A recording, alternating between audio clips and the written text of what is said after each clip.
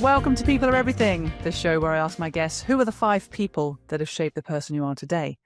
And today we are joined by Carrie Osman. I just love Carrie. We are actually going to be real friends. I know it. We've already made plans to meet up for a glass of wine or two in glorious St. James's. And the reason I'm so attracted to Carrie is, well, firstly, her resilience. I mean, you'll hear her story of how she's built her firm over the last 11 years. She's naturally charismatic, very technically able, and I don't know, just got this energy that you just want to be around. The 5 people she's chosen are fascinating. It's a fun conversation. She's a very, very, likable character, and the chemistry between us, I think, is really excellent. So sit back and enjoy my conversation with Carrie Osman.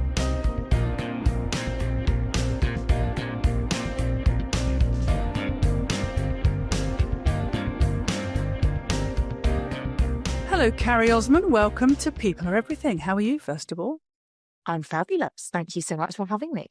I love that. I'm fabulous. I'm just fabulous. I want to be fabulous. You do look fabulous, to be fair. I feel very underdressed. I aim to look more like an air stewardess every day of my life. That's my main goal. So, I've never worn a scarf. I'll be honest with you, Carrie. I don't think I can pull that off.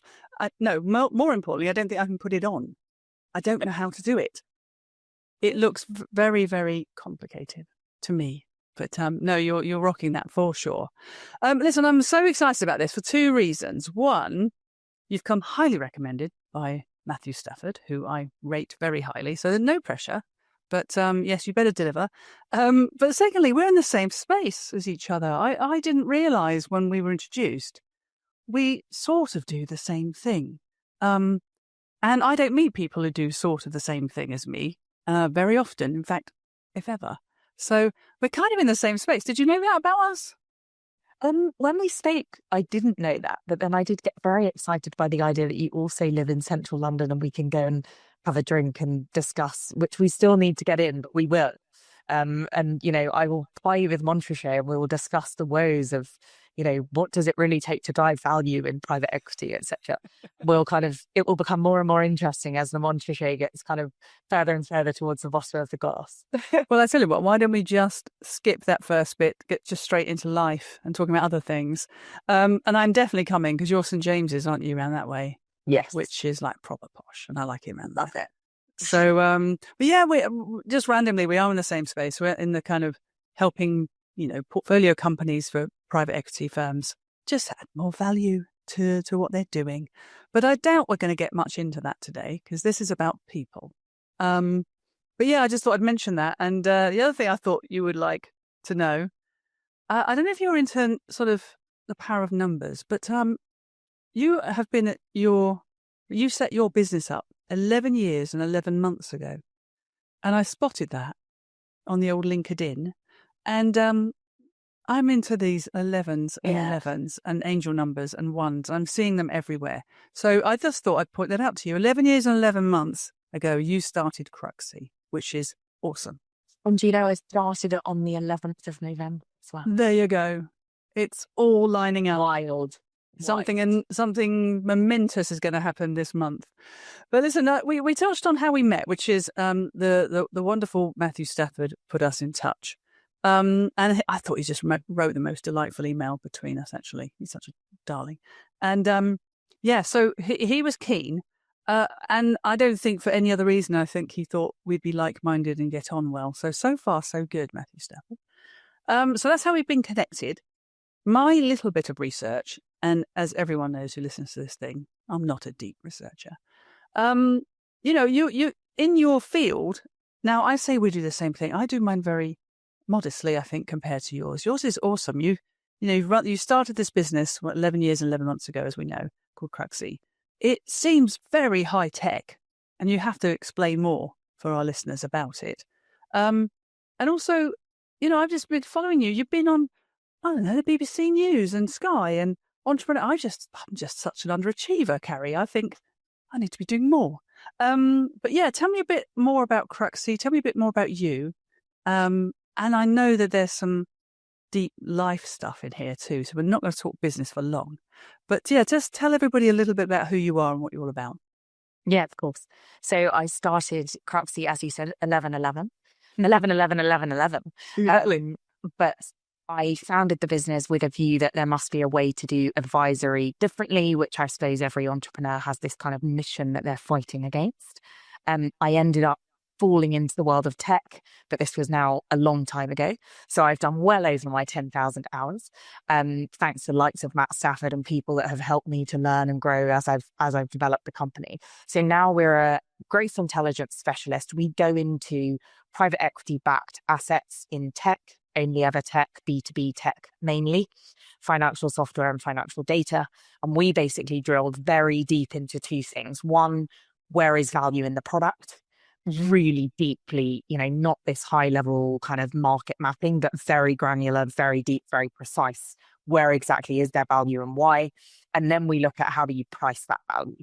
So, we see people do pricing a lot, but they do it in a silo and they look at the numbers and they look at the model.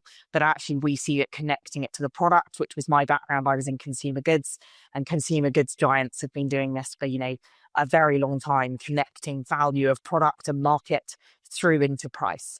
So yeah, that's what we do. And as you said, obsessed with tech, want to build the business to use a lot of tech and data. We call it Cortex. We started building a pricing agent. We're very fascinated by the way that we can leverage tech to become more effective and efficient, but also get to better answers for both our PE clients, but also the CEOs who obviously are the ones that sit with the outcome. So, both sit with the outcome in many ways, but I still feel like I get out of bed to make sure the CEO feels like we're delivering something that's going to transform their business. So, yeah, that's a bit about me. I love it. And I think you and I share a similar kind of boutique approach to our businesses. It's like, we're kind of in the, we work amongst the giants and yet we seem to have our place, which is, and I listened to a couple of your podcasts and I love how you present, how you talk about your relationship with the CEOs and the CFOs that you work with. It's like you want to know about them. You want to know about their families, how they think, what motivates them and all this kind of stuff. And I really believe in that stuff, because at the end of the day, you can't make impact if the person on the other side of you is not willing to trust you and get on board with what you're doing. And I think ultimately, and I love tech-enabled businesses, but ultimately it's still people that are going to make those decisions to A, work with you, and B, listen to the things that you project back and actually do the changes that you're recommending. So I love the fact you combine both, is what I'm saying. Lots of tech, but also lots of interpersonal skills and relationship skills. So I'm a big fan of that, Carrie. And let's not gloss over the 10 years in consumer goods. You work for Mars. Now, does that mean you got lifetime free chocolate? That's what I want to know. Definitely a lot of chocolate while I was there. I had to lose a lot of weight when I left. I meet people now who knew me then. They're like, wow, you look so much younger. Well, probably half the size. But no, I was actually in pet food, and everyone always says to me, how did you stay there that long? Were you really obsessed with consumer goods? And I'm like, no, I just love dogs. And they're like, honestly, I worked for some absolute legends. I haven't referenced anyone that I'm going to talk about today, but there's a number that I considered when I was preparing and they just, I learned a lot about leadership. I learned a lot about myself. They take you on a journey of discovery about being the leader that you want to be and accepting your shadow and kind of what that really means. And I feel very blessed to have had that, because I think a lot of people I meet now who are in finance, they get to my kind of age now, 40s, and they're like, right, I need a coach. Whereas I had a coach at 25. I needed one, but I definitely, Mars recognized that. But it was an amazing experience. And I still look back, so fondly on, and also running a P&L at such a young age, having that complete accountability where someone's saying to you, well, what do you want to do? It's your business. And you're like, wow, is it? I feel like I'm in a massive company, but yet someone's holding me to account. Very, very inspiring place to grow up, I guess, in a professional setting. Yeah. Oh, well, we share that as well then, Carrie. I had my first P&L when I was 26.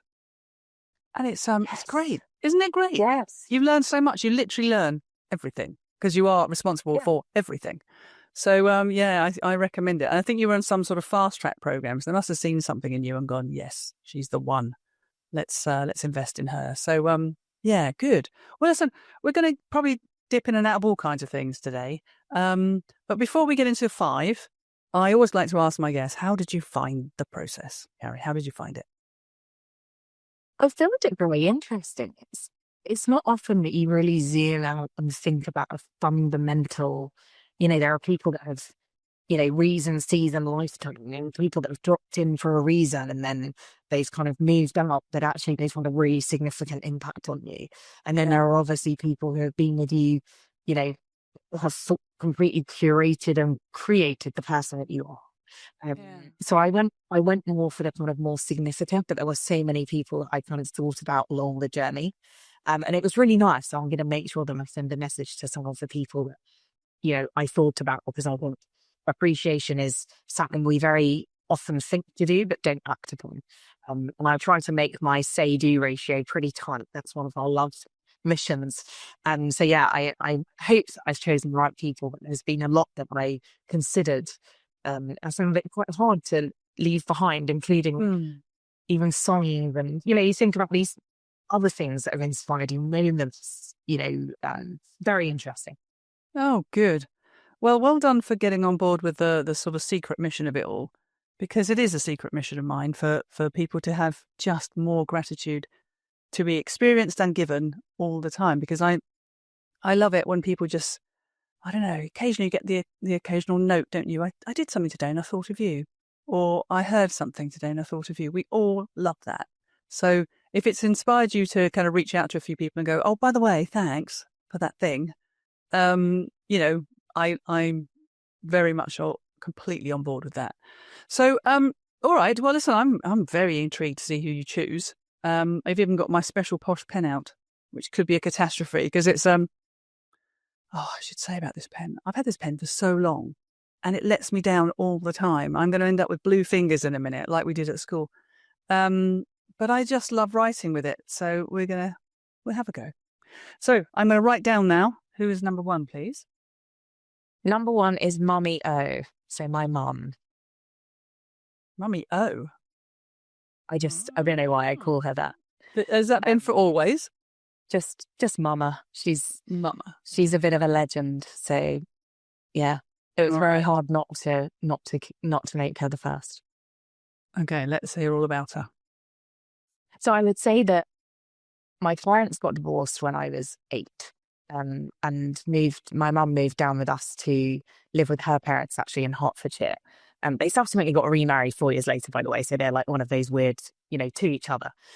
So that was kind of, part of the journey. But from when we were really little, we were growing up in Scotland. My parents are both from London, so that wasn't where they were from. My mum has this amazing sense of, you only get out of something what you put into it. She always wanted to ride horses and had a stable next to hers when she was growing up, but they couldn't, obviously horses are very expensive, but when you live in Scotland, you've got to pad it. They say to you get a wee pony. So that's what, my mum did, but she didn't just do it. She was like, we had the ponies, we got up super early. We were, it was all about, you only get out of things what you put into it. She encouraged us to be in the pony club, which of course, we did. She was then secretary of the pony club. She'd been a PA kind of in her earlier life, I guess. And she ultimately just was completely invested in us being the best we could be. I always have this memory of my mum when we were doing our exams and my sister was doing her A-levels when I was doing my GCSEs, and we'd come downstairs and she'd just say to us, have you done enough? And she had this great, it's such a statement. If anyone, I don't have children, but if anyone does, I think that's kind of, particularly for girls who are like, all we want to do is do you proud. All we want to do is be as successful as we can. My mum had come from a Cockney family. Her mum was one of 10 girls who grew up, in a, very small house. And her father had, all number of jobs until he was, 14. They were very fussily, I would say. My granddad went to school with the Crays, so that kind of says it all. But my mum had been sharp, quick-witted, smart, not necessarily gone down the academic education route, but she'd been such an is such an empath. I think my mum always sees things from other people's point of view, which when you're growing up was extremely infuriating, especially when you were my character who's like, I don't care what other people think. My mum would be like, well, you should. You've got to put yourself in their shoes. You've got to put on their glasses. And I think that a lot of the way that I now operate, without really realizing, comes through my mum's warmth, her care, her ability to combine standards and high standards and the kind of feeling of like, have you done enough, with great support.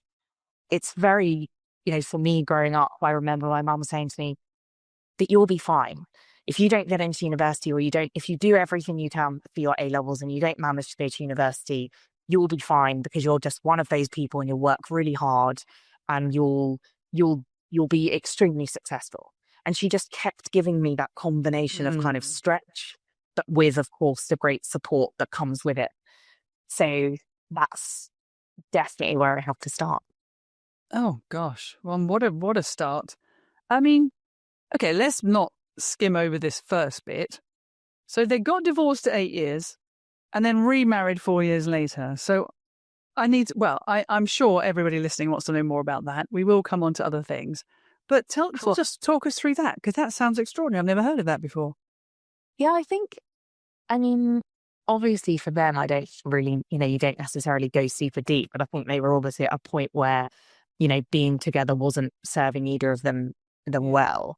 I think it was difficult for my sister and I, because of obviously, I was 8, my sister was about 10, 11. And so we moved from Scotland. We lived in St Andrews at the time, and that was life, as I said, ponies in the field and pony club, and that was just everything. We moved down to Hertfordshire, where my mum's parents lived, obviously away from my dad. It was, it was a tough time. I think the way that my parents handled it, there was never a moment where he didn't feel loved and supported. My grandparents were amazing during that time. My mum actually ended up disbanding my grandfather's company so that he kind of got some money from it and he was ready to kind of retire. And she got asked, it was a woodworking machinery company, and she got asked by the Italian woodworking machinery company to run the company in the UK for them. So she took on an MD job running this business in Daventry, actually. So, an hour and a half's drive. And she'd drop us at the stable super early. She'd go, she'd drive, she'd do that. She'd come back, she'd pick us up. And, to see someone do that, she'd always look amazing in her Max Mara. She'd have this Saab, this green Saab. I just remember, and I just thought, if I just still think now, if my mum can do that with an 8 and an 11-year-old, what am I moaning about? Yeah. It's quite an emotional thing, Yeah, no, and that's why kind of what I was getting at. Not so much the ins and outs of their relationship, of course, that's their story to tell, but your experience of it, your observation of it, and also that it is very unusual it's very common for people to separate for a bit. That's quite common, but to get divorced and remarried within 4 years, that's pretty. It kind of makes me think that it's part and parcel of her character as well. It's like, oh no, we're doing it. We're getting divorced. And it's like, that's done. Oh, we've reconciled. Let's get married again then. I'm just guessing. Obviously, I don't know her, but it just strikes me as a very sure thing on both sides. I'm doing that, and then I'm doing this. I think that the way that they still look at each other, I think there are people where they settle and they end up kind of they go along and they're with each other and it becomes their life. And I think my parents definitely still have the fire with each other, but in a positive. You see the way they look at each other and you're like, they definitely still have that fire, which is an amazing thing for them. But yeah, probably didn't bode well in that time of the 90s. Yeah, well, good for them. I'm glad they did get back together. So did you go back up then to St Andrews? Is that where you grew up fully, or did you stay? No, we moved down and then stayed down, and then my father actually moved down because he was running a different business, and because they were both from London, I think London always, true Londoners. I swear, my dad gets in a cab and he challenges the black cabbie, and they're like, "Where are you from, mate?" Funny. You see your mum with her clothes. Then your mum with her Cockney roots as well. I bet she's just the same. Yeah. I love the idea of the Max Mara suit and the green Saab. I hope it was a convertible. That's what I've got in my mind. Please make it one. I don't mind even if don't tell me if it's not. And I do love this line, have you done enough? But it hit me hard. I mean, when you said it, have you done enough? That would floor me. If somebody I cared about, really respected and loved said, but have you done enough? I'd be like, I don't know, maybe, I hope so. Wait there, I'll go do some more. So that's quite a loaded thing to say. I think my mum now is quite funny because my sister and I work extremely hard, and she's always like, maybe I shouldn't have said that to you. We're like, no, it's a good thing that you did. And we're like, but why isn't everyone else like this? And she's like, this is so worrying. So she always now is like, are you resting? She's like, echinacea. Are you resting? So yeah, it's kind of flipped for have you done enough to like, are you resting? So she's always been that way, but she's an amazing person. I love that. And what is she doing these days now? Tell us more about what she's doing right now. Lots of golf. Mm-hmm. Lots of stuff with, as much charitable stuff. She kind of ended up actually working in Chanel in the John Lewis counter. She kind of gave up that business and was like, oh, what should I do now? I'm bored. And ended up being one of Chanel's best salespeople and got like Chanel handbags. And she's one of those people, basically. Is she still there now? She's retired and she's just enjoying a lot of golf. I think I've lost track of the number of lady captains of lady captains of lady captains and the events that she organises and everything. So I think she's definitely a whirlwind on the golfing scene in Hertfordshire, put it that way. Oh, she sounds amazing and quite the force. I'd love to meet her, actually. Can she come on my podcast? Maybe you can nominate her. All right. Well, listen, I'm so glad she got first spot. She deserves it. Clearly has a big impact on you. And she sounds amazing. She sounds like, I don't know, some kind of supercharged mum. That's what we're going to call her that. Yeah, brilliant. Brilliant first start. Well, okay. You want to say anything more about your mum, or do you want to go on to number 2? I think good for number 2. All right. Who's number 2? So the second is my politics teacher, politics and economics, and he was called Mr. Mew. Mr. How do you spell his surname? Mew, M-E-W.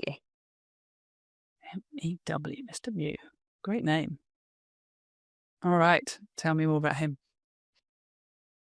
So I think at that point in my life where I was at an all-girls school, but it was a state school, so it was, it wasn't super posh or anything, but it was a quite tense environment being in an all-girls school.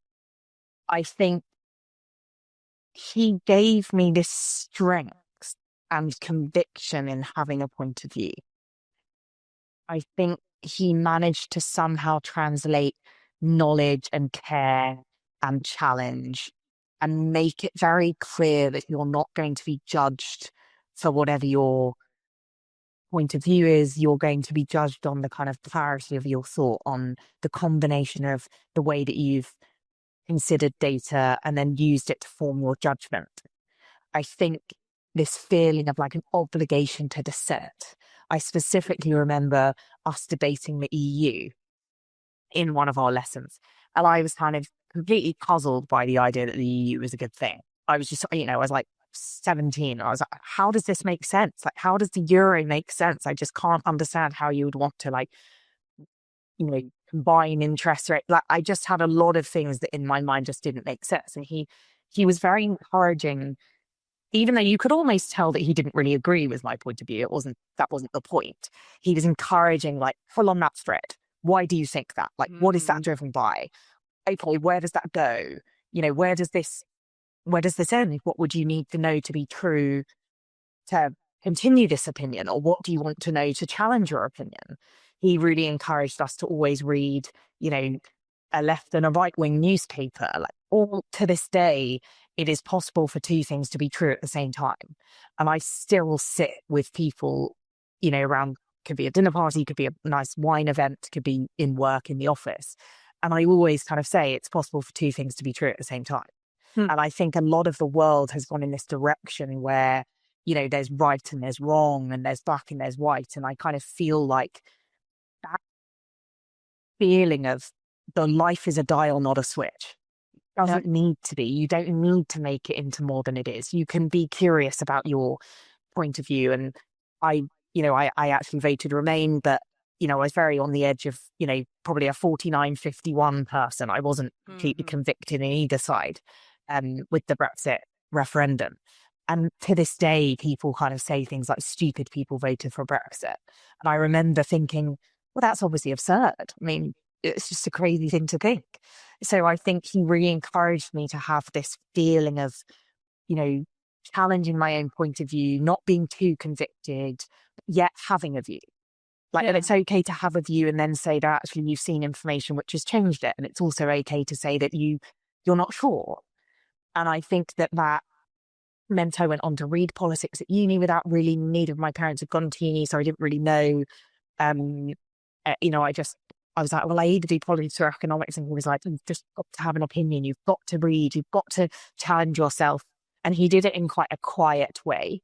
And I think that for me to see someone with an open-mindedness, a challenge, a very supportive person who managed lots of different characters through the class, that was very encouraging of us all.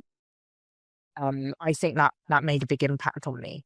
And I went on to read politics, and then, I loved classes like anarchism and its critics, utopianism and its critics, and all of these kind of, and I still think to this day in what I do, we are often coming up with an opinion and a thesis and then challenging it from lots of different ways with lots of data and, of course, lots of opinion, etc. And I still think that ability to sit with, an openness and sit with a kind of possibility is a really rare thing. And I'm very pleased that he helped me to see that was possible.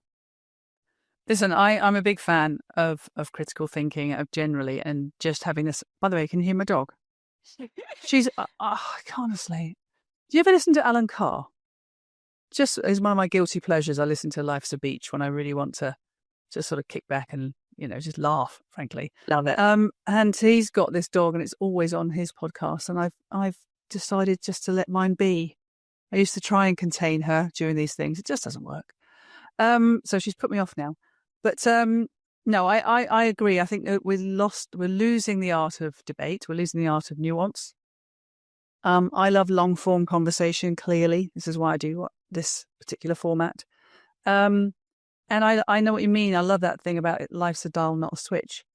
And I do hold positions, but like you, I if someone gives me new information or can persuade me, I can be moved. And that doesn't make me someone who's sort of flopsy. It just means I'm open to reason. And I think you're right. I think at the moment, particularly in certain camps, there's almost a fear of coming off your convicted position. You hear this all the time. I don't care what you say or what they do. I will not change my mind. And I'm like, really? You will not change your mind on anything, even if I give you whole brand new factual, information. You will not change your mind. And to me, that worries me. When I meet people like that, that worries me. And I try not to spend too much time on social media because I think that is just getting worse and worse and worse. And I'm almost thinking of coming off it, Carrie, because every video I click on it and I go, oh, look at that. And then, my partner will go, that's AI. And I'm like, oh. So I don't seem to be able to work out the difference. I don't know why I brought that up. But I agree. And I think teachers, they come up a lot on People Are Everything, because I think teachers, good ones, they really stick with you. They don't just teach you things, obviously, but they impress upon you a certain way of being, as he's done, Mr. Mew. I have teachers I look back on and I think, gosh, you didn't just teach me something, you made me feel something. You made me embody something. You made me change the way I behave. And even to this day, I still carry that forward. And I've often said this on this show. I wonder how many of them really know they did that. And it gets the end of their careers. I mean, imagine is he retired, do you think? Or is he still going? I don't know. I need to look him up. I think he was working at a school in St Albans. So I'll have to look up and see. We spoke after I founded the company. So I think that I can reach out to him again and see what I'll reach out to him. It's a great idea. Yeah, and send this. I mean, this happens rather well, by the way. This is what happens with this little podcast of mine. It gets spread to the people that are talked about. And I imagine it's quite a nice feeling to receive that. So, no, I love that. I love the idea of that shaping you as a person, but also obviously has a big impact on how you've gone about your business as well. Because all of that kind of deep challenging of things is like hardwired in you now, isn't it? It's like, show me that. Give me the data. I'll come back to you with something meaningful once I've really, really got into it. So I like that. All right. Anything else you want to talk? Surprised there's so many people. I mean, you know this because of the world we're in, that there's so many people who think that the right answer is to tell someone that their original view is correct. Yeah. They just don't. It's like, but why do you believe that to be true? And if you do believe it to be true, I want you to feel like you're willing to die on the sword of that point. I want you to be convicted. And conviction is a hard thing to gain. So how do you create that and not necessarily just go along with it because it's populist or go along with it because it's the right, you were told that this is an opinion that, that you should have. It's kind of, what does that mean? So I think that we need to challenge ourselves. Yeah, but it goes back to what I said right at the beginning, which is our day job is not just about the solution finding. It's the trust making and the persuasion, because you're asking people to make significant changes in their organization in many cases. And that takes something. They have to really buy into you and buy into, what you're actually modeling for them. So I think a combination of deep kind of curiosity, data, kind of, I suppose, robust understanding of data and what its purpose is, mixed with that kind of, well, from your mum anyway, you must have picked up the empathy gene. So that's a clearly a secret recipe for your success, and I love it that Mr. Mew is already in there. All right, do you want anything else about him, or should we move on to number 3? Good to know. All right, number 3, please. So we're coming to a kind of, in my head, we're coming to a crescendo. All right. One, Mom, Mr. E, and then my third is a negative example. So I'm going to call this person Miss X. And this is someone that I experienced in my career. Mm-hmm. And I think that lots of people probably have one of these. But I think it's very interesting if at a certain point in your career or your, on your journey of life, you meet someone and you think, that is what I do not want to be. Mm-hmm. Yeah. And I think I'm not going to blame this person because I think they're on their own journey and they're doing what they believe to be best. Obviously, this isn't, personal attack by any means. But I think that what I learned a lot from this individual was about not only the person that I really wanted to be, but also the way that I dealt with that situation. I believe that I should have had a lot more conviction and I should have really stood up for what I believed in. I think, through the way I was brought up by my parents, I was taught to have conviction and to kind of follow through with actions. And I think that instead of doing that, I became more part of the problem. It becomes the swarm of everyone's talking about something and no one's doing anything about it. Mm. So I think for me, this was an experience of obviously lots of pockets of, egos, things I felt were being done for the wrong reasons, just things that I don't stand for, treating people very differently. There were lots of things which ultimately kind of almost felt like they grated against my values. And I think the thing that I really learned from this that's made me much more, a better person for it was actually, why did I not stand up? Why did I not, raise this? Why did I not act, differently in the face of that challenge? Why did I kind of let myself be sucked into being part of the problem? Mm-hmm. So I think this was a real reflection for me of, this is the moment you look in the mirror. And I always think the song is Man in the Mirror by Michael Jackson, and it's, you look in the mirror and you think, who do you really want to be? Mm-hmm. Do you want to be the kind of person that faces something which you don't like and don't believe in and don't follow, and kind of just lets it go and moans about it in the back room? Or do you want to be the kind of person who stands up, with conviction and, fairly articulates why you're not aligned and why you feel this is not in line with what you believe in? And I think it's be the change you want to see. And sadly, in that moment of my life, I wasn't.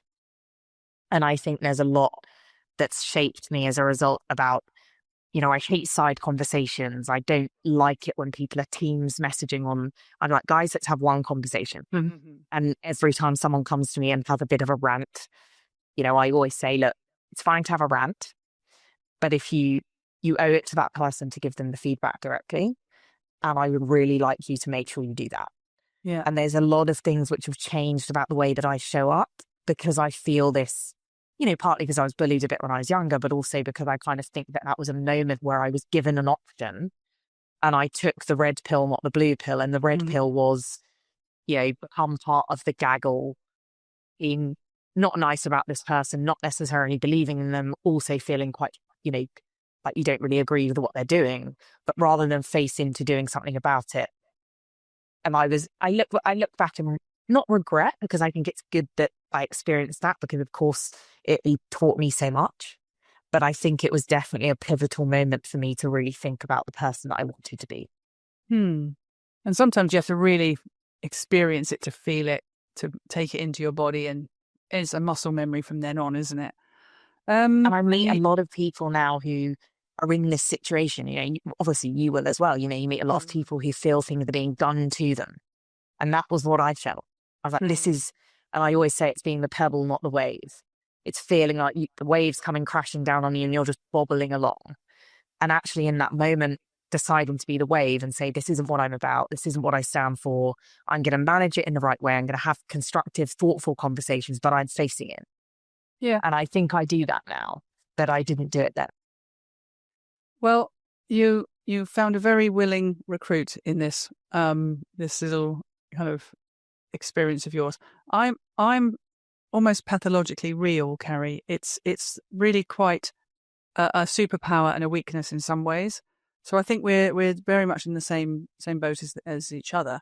To the point where when I'm met with that kind of behavior, I'm like you. It's like just face into it. Just let's have an honest conversation. But there are people out there, not many in my whole lifetime, and I've been around a while, whose version of reality is so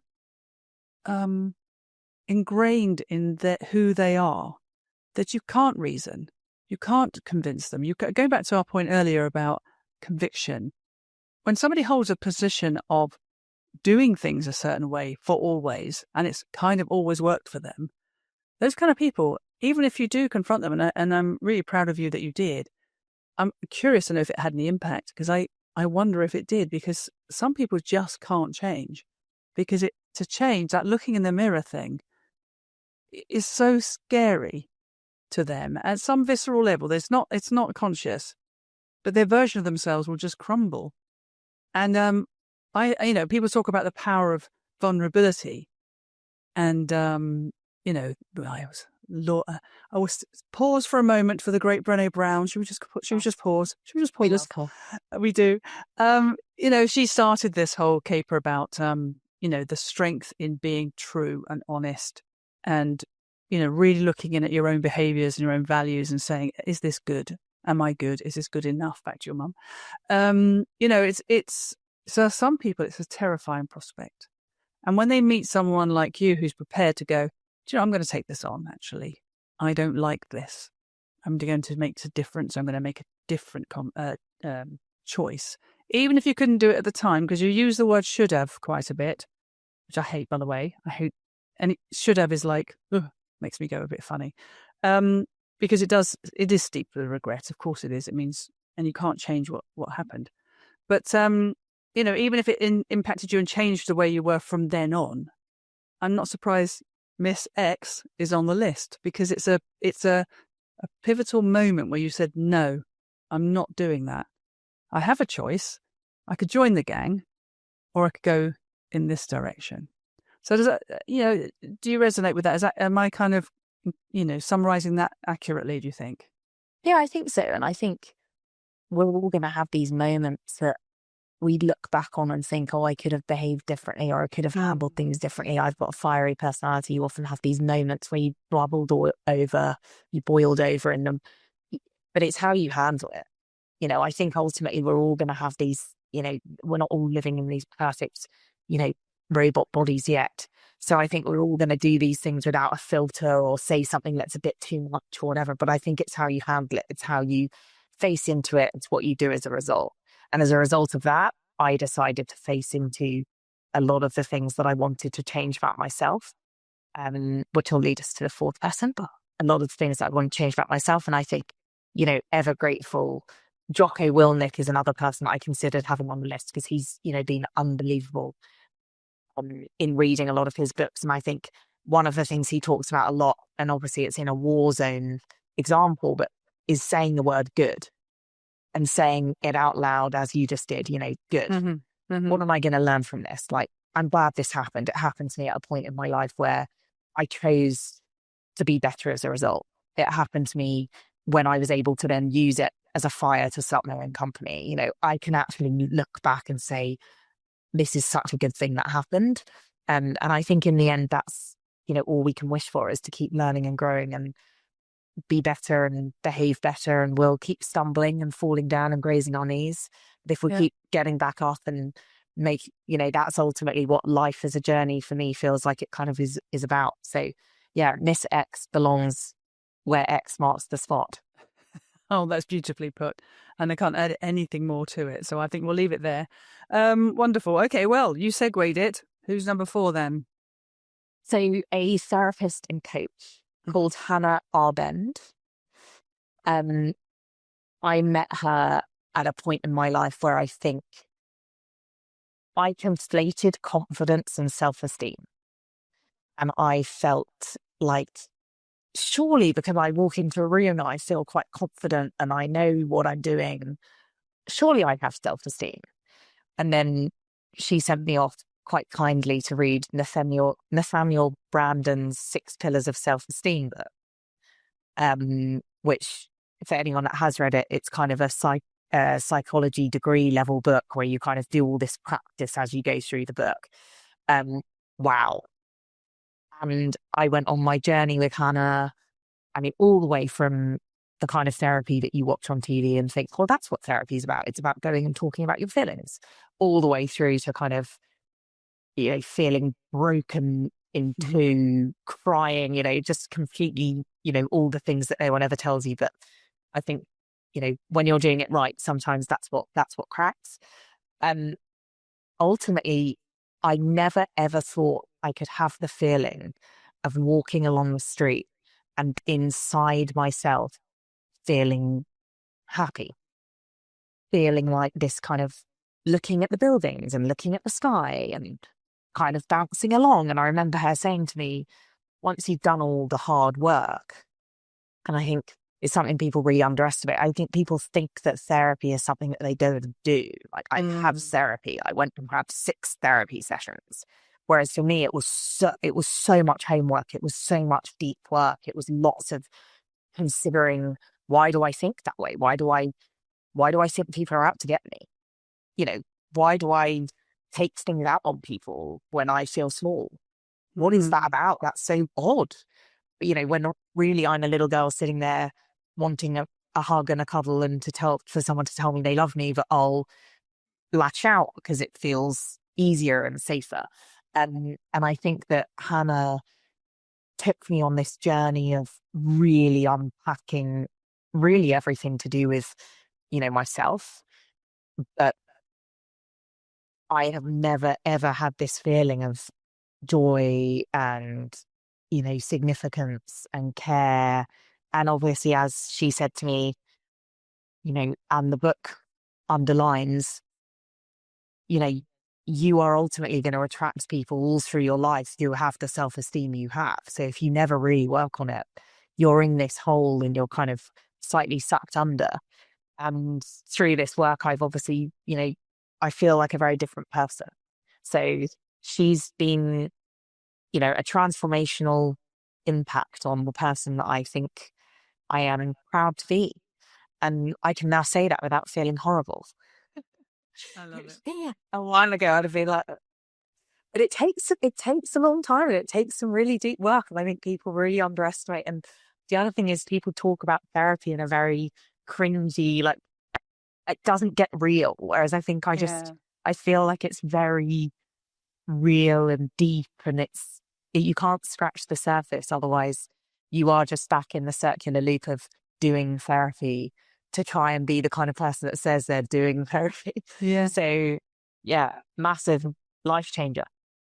Well, if we use a parallel of going to the gym, it's those that have gym membership and those that actually go to change their bodies and make them stronger and fitter. And I go to therapy. My therapist is called Donna. She's famous on this podcast.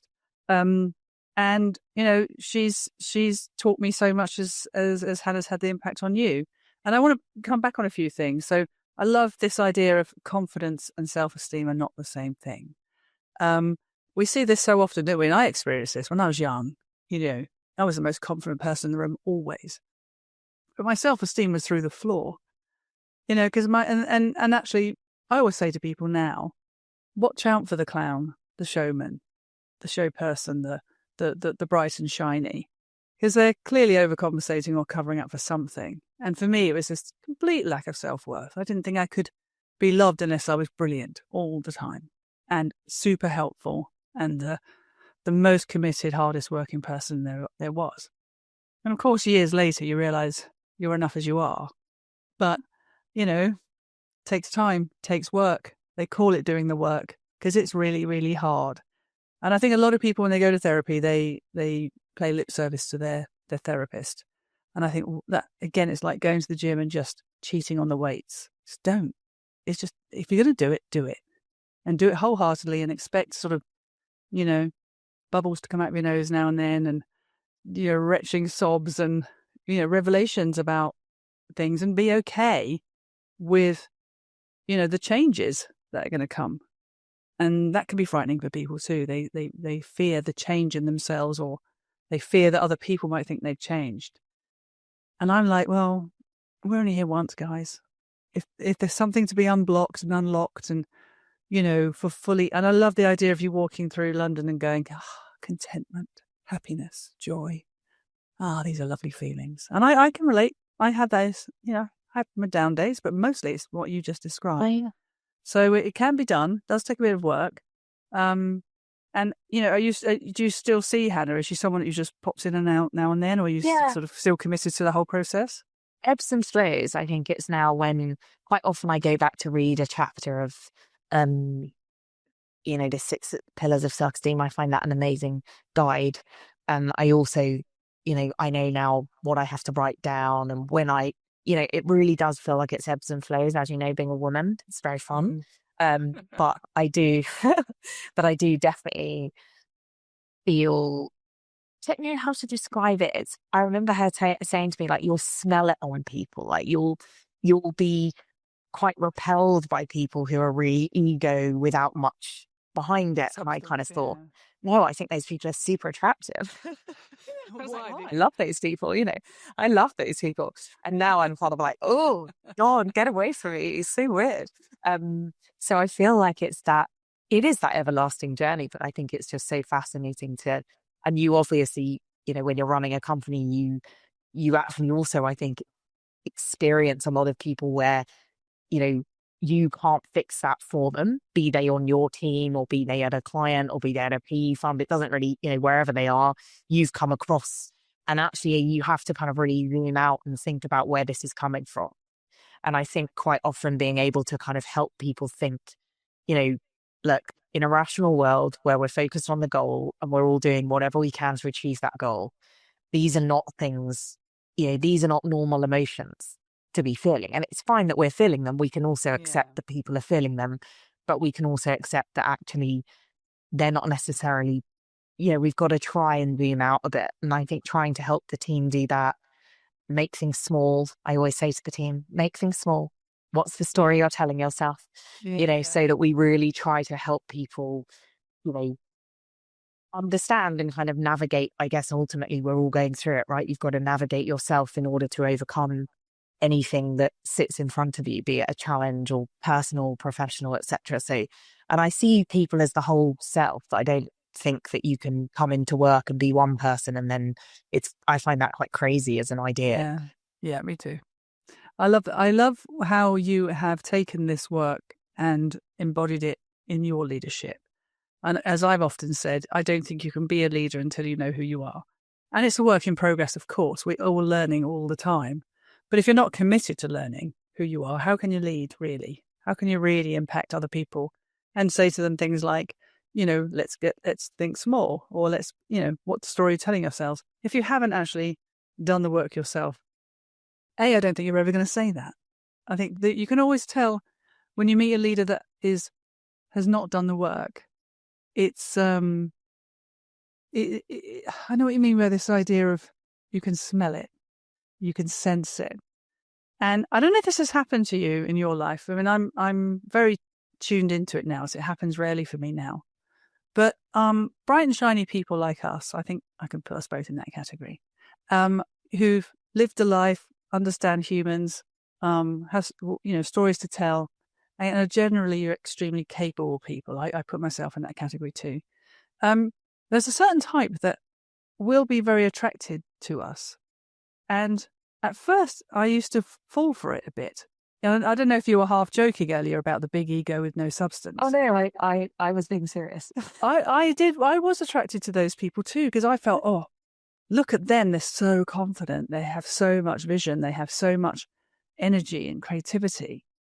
And of course, there's that pivotal moment where you look under the hood and you go, oh, or worse, they start to see your substance as a threat to them.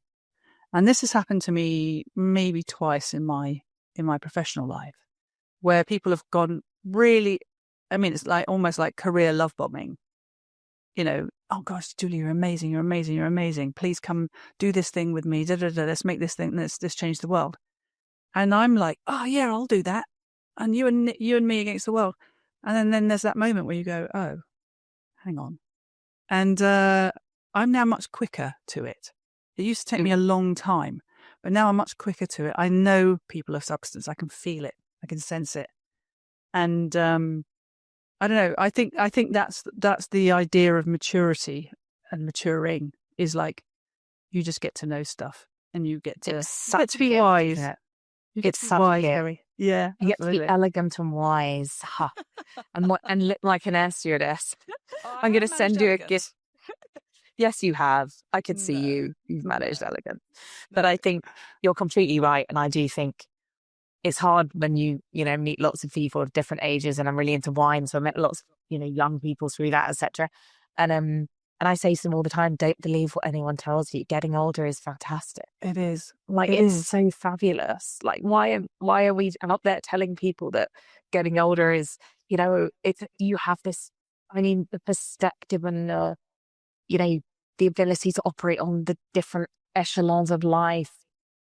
You just have so much richness. And I think that it's an amazing thing to experience. And, I can only imagine how people who are kind of 80s, 90s must feel about how pathetic some of the things we discuss are. Yeah.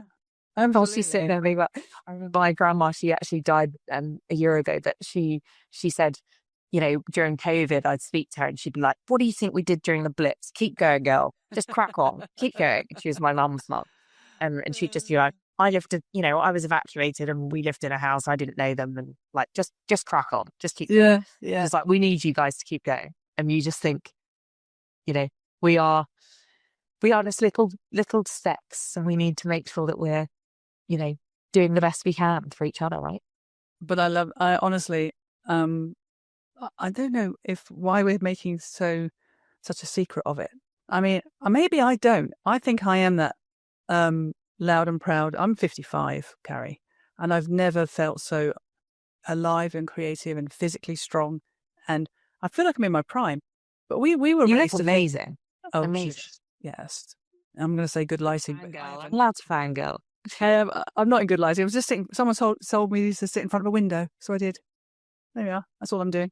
But I grew up with this idea of youth being everyone chasing youth. Youth is the prize, and I had a good time in my 20s, a really good time, but gosh, I was probably an emotional mess.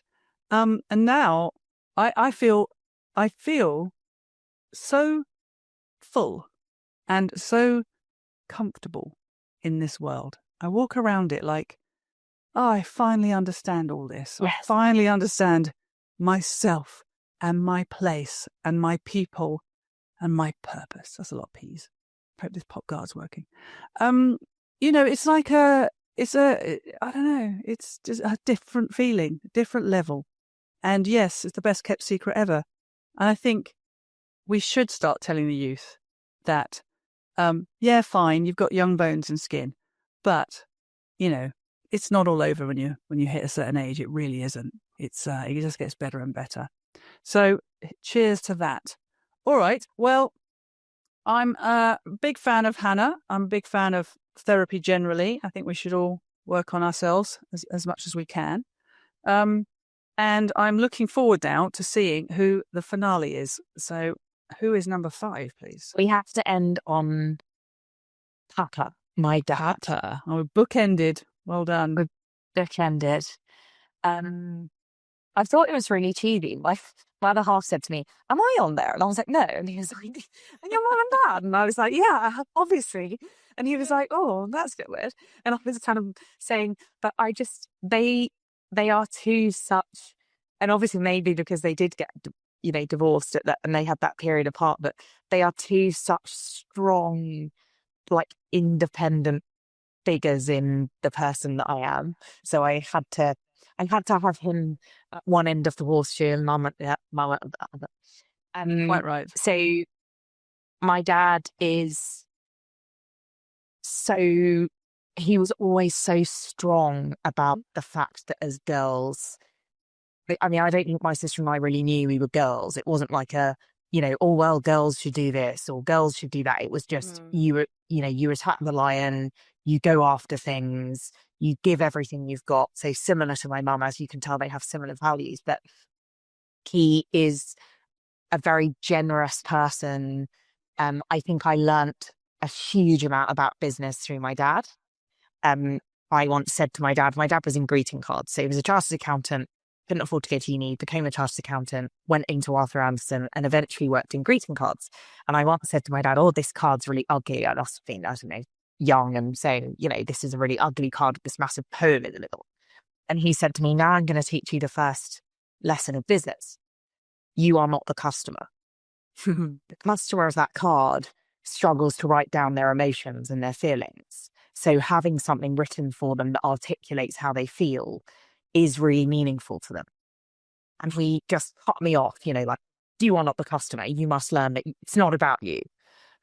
And I think that, I try to carry that with me in the business. Who is the customer? Who is the person that, and they earn us the right to be in business.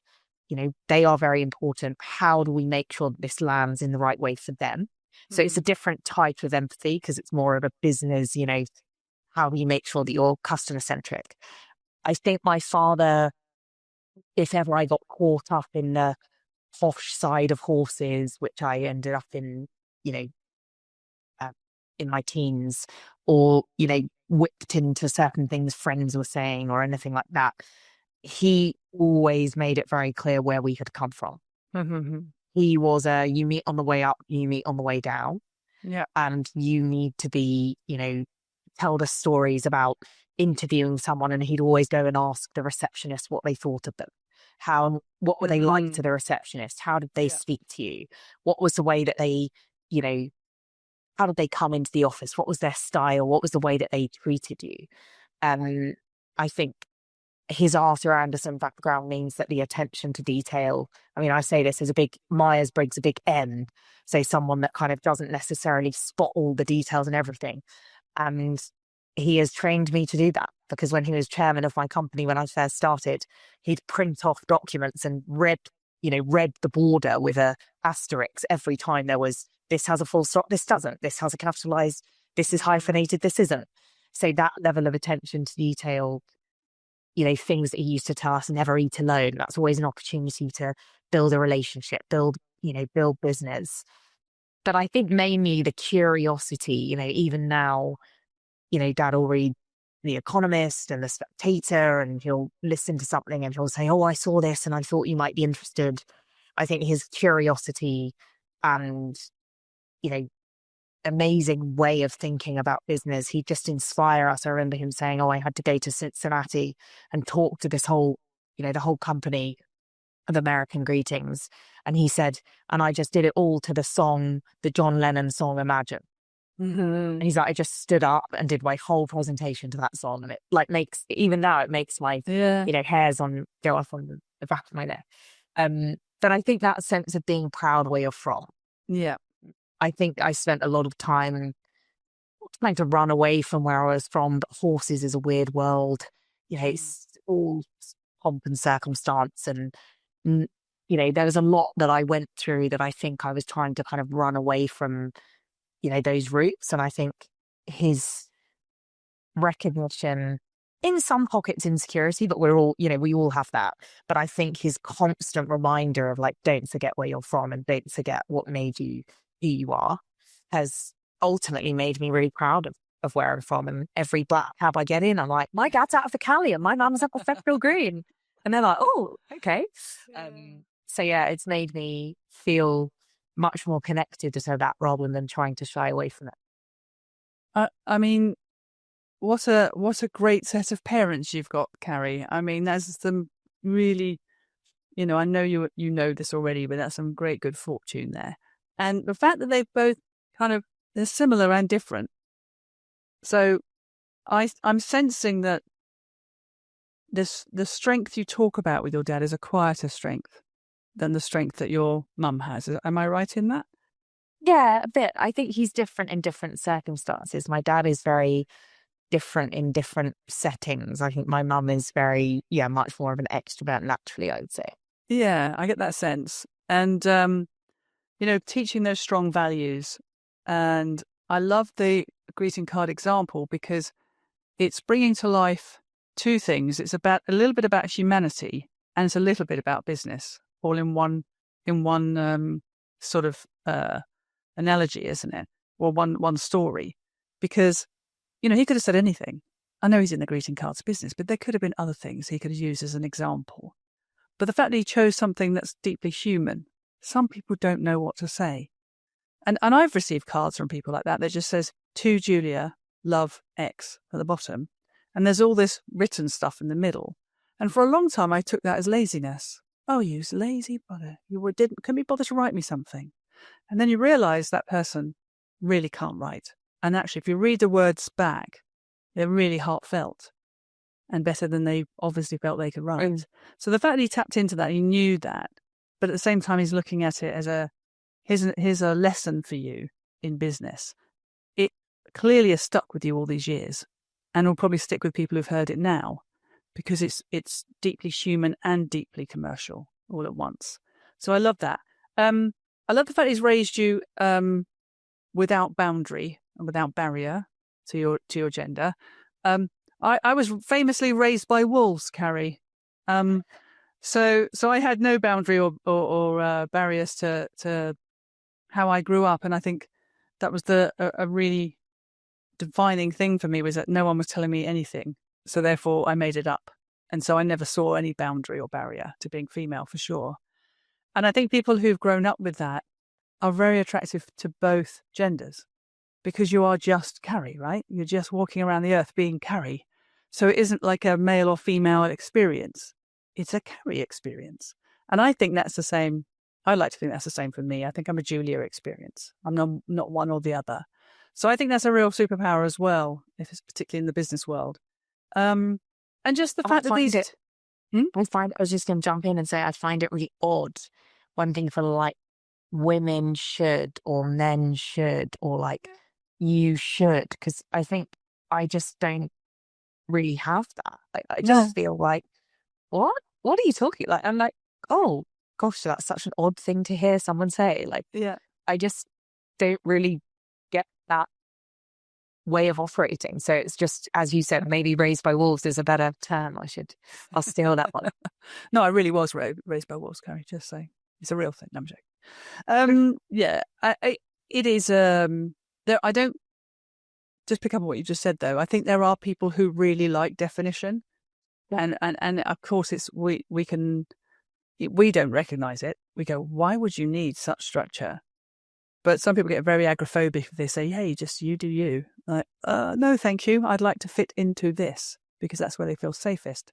But I think if you've been raised with, the world is literally yours to play with, whether it's through positive or negative reason, you don't have those boundaries. And then life can feel very, very full and very, very rich, which I think is such a gift. So, well done, the parents. They bookended your 5. You've got some cracking people in between. I think we all know a Miss X somewhere in our lives. Everyone needs a Hannah. We've all have a teacher like Mr. Mew who has inspired us to be a certain way. And, clearly there's some themes through here. And you know where I'm going with this because you've listened to a couple of my podcasts. I always want to then lead into, okay, either it may have occurred to you now, or it was occurred to you whilst you were coming up with this list, or maybe you just know it always. What are the key themes that you can take from these 5 and say, I embody this? These are the things that I definitely embody. Yeah, I think I was thinking about this. I think one is definitely self-improvement and betterment. Yeah. So this sense of, I just don't believe that anything is fixed. I find it very difficult when people fix themselves, as we were just talking about. Mm-hmm. And I think this sense of betterment and improvement, and really taking the baton for that, owning that, saying either, as we said earlier, either being full on and saying, I'm going to develop this, I'm going to work on myself, this is what I'm going to do, or accept that now's not the right time, park it and say, I'm not going to do this. Mm-hmm. But I'm not a middling kind of girl. I'm like, you're either in or you're out. And I think that around betterment and self-improvement is something that I take extremely seriously. If I ask for feedback and someone gives me feedback, I take it as an absolute gift that they have, they have plucked up the courage to give someone that they perceive to be quite, intimidating and probably difficult to give feedback to. So, my gift is to make sure that I respond with change, Yeah. And I think that's the second one, which is probably, someone asked me the other day, what do you wish you knew when you were younger? And I thought, well, I wish I knew that action is so rare. People talk a lot, people conflate, but actually the number of people that truly commit and act accordingly ends up being tiny. Mm-hmm. And I wish that I knew that, because then I think that's a lot more of a weapon than we assume it to be. For people like yourself and I who do act, I'll put you in my category. If we say we're going to do something, we do it. I think that we don't realize how rare that is. We don't realize how many people are going around making claims and saying they'll do things and not following through. So I think that's the second one, which is, it's amazing. I always love that quote, which is, people are amazing. You just have to watch what they do. Yeah. Yeah. And I think that watching what people do and accepting that, I should be acting in line with my values, I think is one of mine. And the other one is just conviction. I think all of these people in a different way have given me a sense of, a steeliness, a sense of conviction, a sense of resilience, a feeling of, do you know what? Accept that you're going to be knocked down, because you will be. Get the knee pads on, be ready for it. And when it comes, get yourself back up. Lay there for a while, have a cry, have a weep, feel sorry for yourself. But when you come to the decision, make a decision to get back up. And I think a lot of the time, people sit in a half zone of, oh, I've fallen down and it's not great. And I've been there. It's horrible. It's not a nice experience. But it is the Jocko Willmott, good, I've fallen down. That's taught me something about resilience. I'll see it coming next time. Or even if I don't, I'll handle it better. Yeah. So I think, they're some of my heroes. All right. Well, let me just pick at those threads for a minute, because I'm very struck with all 3. Definitely agree with you on this idea of feedback. I think feedback is a form of, I get all deep and meaningful about it now, but I think honest, true feedback is a form of love, because very few people take the time and have the bravery to truly tell someone something that's heartfelt and meaningful. Yeah, and feedback is, we have an allergic reaction to it because we know it's going to come with, an obligation to do something differently. Because if everyone just goes, "You're amazing, Carrie, everything you do is perfect," that's not feedback. That's just flattery. Feedback is when you typically want to help someone improve on a certain thing that they're doing. And we all know how that feels to receive, and we all know how hard it is to give. But when it is given, I receive it. I receive it as love, because I think, gosh, how hard it must be, to your point, to tell me that. And you obviously must, believe that it's going to be, I trust you, that it's for my betterment. So to have that care enough to take that risk with someone and give some actual feedback, meaningful feedback, I just think that's really powerful. This idea of change and actually taking action, 100%.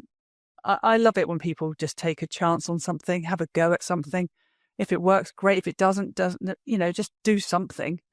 And I know that's a literal example where we're looking to see if someone actually does the thing they say, but also the softer example of making change in your life to improve yourself, back to your point about betterment.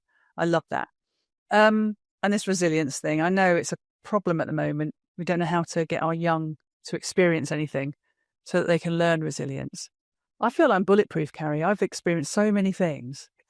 I honestly think there's, come on then, throw something at me. I'll just go, get back up. I always joke about the the Monty Python, where his arms are cut off and his legs are cut off, and he's like, "Come on, then, that's all you've got."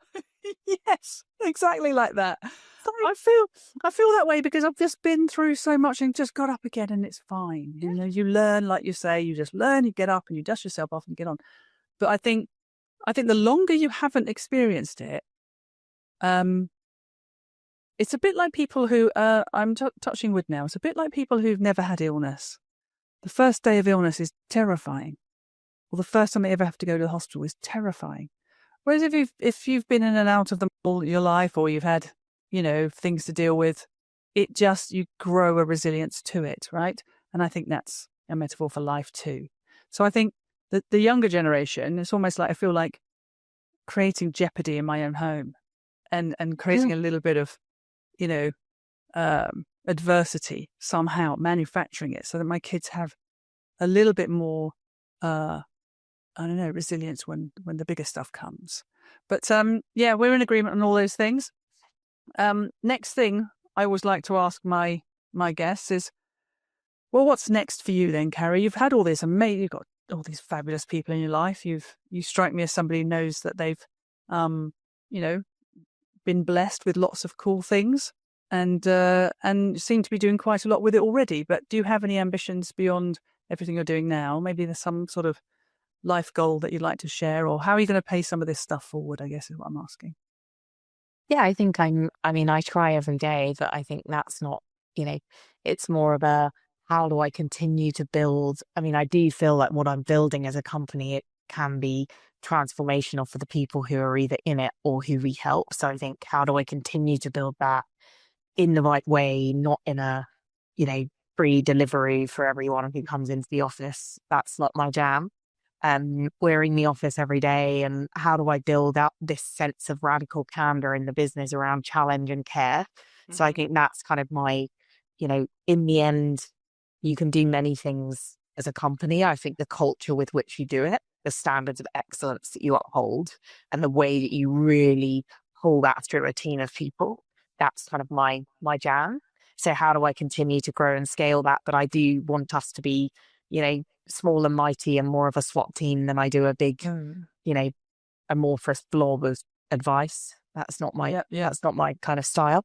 So I think that's definitely a mission. And I feel like, why can we not build the company to be valued at 100 billion? Why can we not do it? Other people have done it. It's not insurmountable. So I think that's definitely the mission. And we do 80% of our work out in the US. So continuing to build that in the right way, I think is going to be pivotal. But I think also just personally, I had this mantra a while ago of fit and healthy as a way of life, which, as you'll remember from the front talking about Mars, I was not fit and healthy as a way of life when I left Mars. So I think really continuing to, well, ultimately, it's not just necessarily to do with a goal. It's to do with just becoming, it's like business as usual. I hit the gym, continue to work on my Pilates practice, continue to improve, of course, eating healthily and all of that. It sounds very boring, but it is something that I want to continue to develop and as I grow. And I think ultimately the older you get, as as we've discussed ad infinitum, it's spending time with the people that you care about and the people you love, being wild, doing crazy things that everyone goes, you would do. There's no way you would do that. It's like, oh, you just watch me. Let's like what? I don't know. I feel like I'm, going to the best restaurant in the world and drinking the most amazing champagne and not being apologetic for it. And, just being, just doing whatever you want to, just whatever you want to do. Yeah. And not letting people decide what is or is not acceptable. I think we just need to crack on. I'm not going to judge anyone. You do you. I'm going to crack on and do me. And I think that we have a good, that's, we're all ultimately just giant, we're all like ants, aren't we? Just crawling around, trying to make something of this, trying to create meaning. So as long as we can do that in our own way, I think that sense of like anything could happen at any moment as you get older, just really accepting and respecting the fragility of life and just realizing that, why not? Why do people need a reason? Why don't we just go? I just want to go. Oh, well, listen, I went to, well, it doesn't sound that wild now you've said all that, but I just went to Goa the other day for a birthday party. Yes, you did. I did.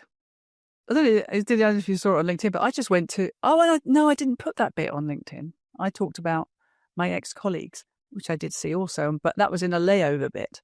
So I was just happened to be in Mumbai that day. But actually, I went to Goa for a birthday party. Because you do, don't you? Okay.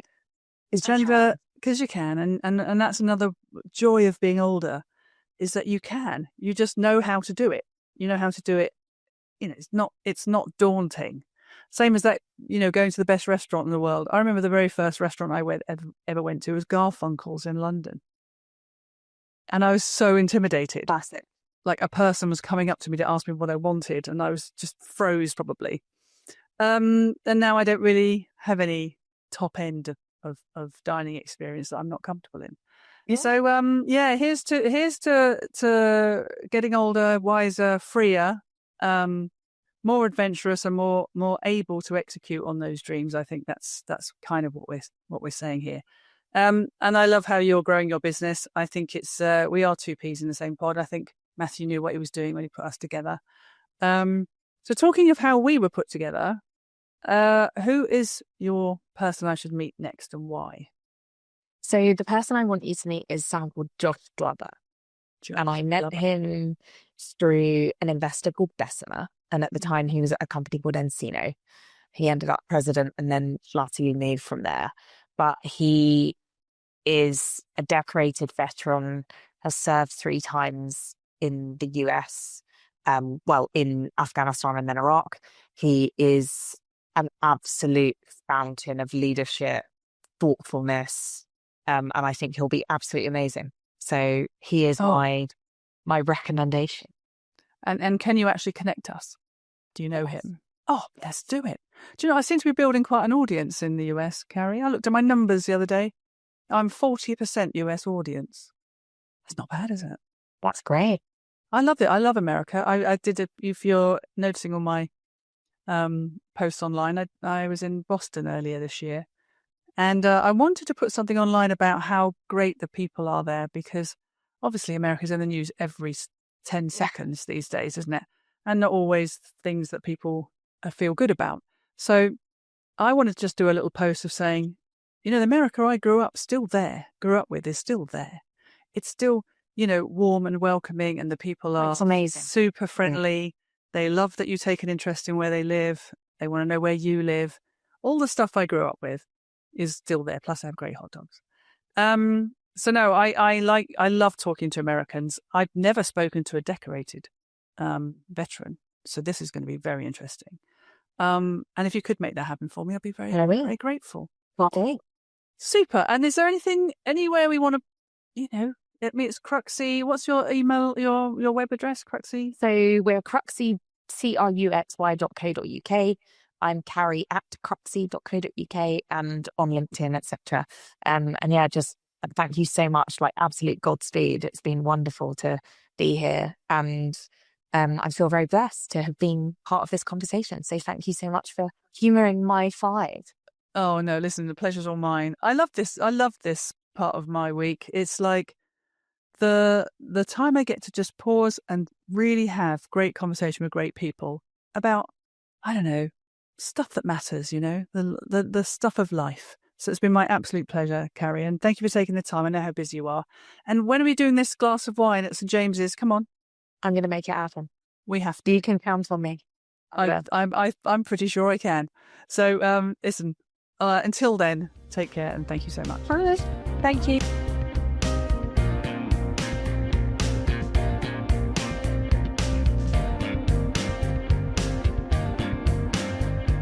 But that was the wonderful Carrie Osman there. I knew you'd enjoy it. And I don't know, I'm going to learn to wear scarves. I think scarves is the new accessory, particularly in this weather. So yeah, I hope you enjoyed that. If you did, please like, subscribe, comment, get involved in some way. Next week, I'm very excited about this one. I've got Doug Skoke. I met Doug. Well, I stalked him actually online on LinkedIn. I just really liked how he presented himself digitally. And the real thing was far exceeded my expectations. I think actually this next one is possibly my favorite conversation to date. There's so much here. There's so much storytelling, incredible human endeavor, very heartwarming, very really hard hitting in places. And then there's Doug himself, who's just a delight. So I'm really looking forward to this one. So join me next week when I introduce you to Doug Skoke. Until then, have a great week. Bye.